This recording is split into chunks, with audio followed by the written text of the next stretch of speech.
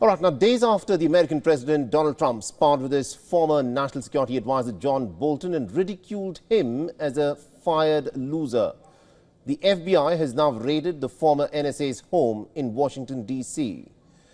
Now, according to reports that are now coming in, John Bolton has been raided as part of a national security investigation over classified documents.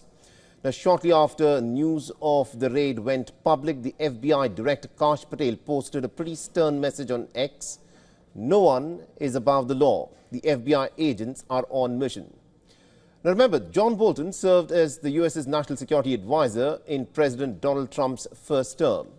He's been an arch critic of Donald Trump ever since he was shunted out of the White House.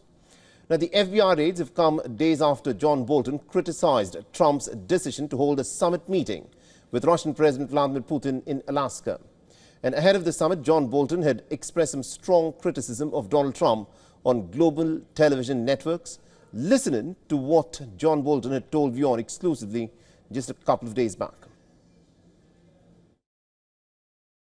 Right. I think the meeting in Alaska is a win for Putin. I mean, he goes from being an international pariah, leading a rogue state that committed unprovoked aggression against Ukraine, to standing in the world spotlight, having his picture taken with the President of the United States.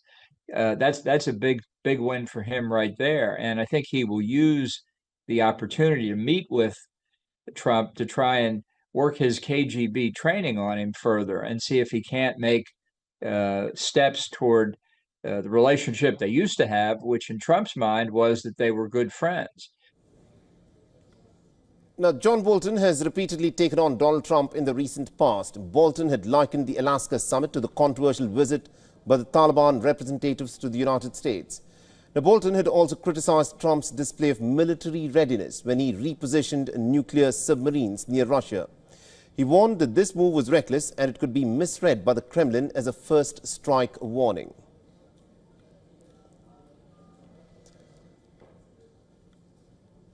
All right, now joining us from New York is our correspondent Susan Therani with all the details. Susan, take us through what's been happening with this FBI raid that has taken place at John Bolton's residence.